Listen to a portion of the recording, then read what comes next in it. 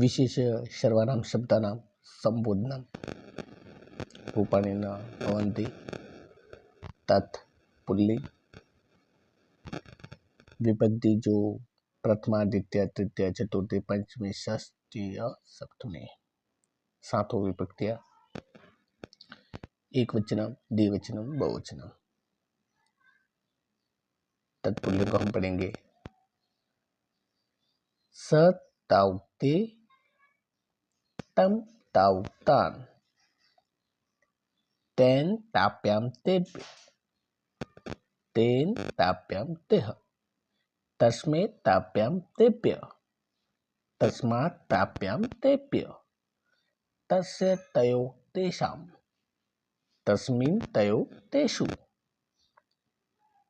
इस प्रकार हम छोटे छोटे भैया बहनों को तत्पुल्लिंग सिखा सकते हैं।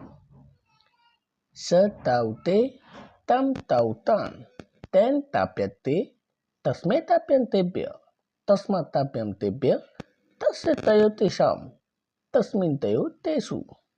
नमो नमः।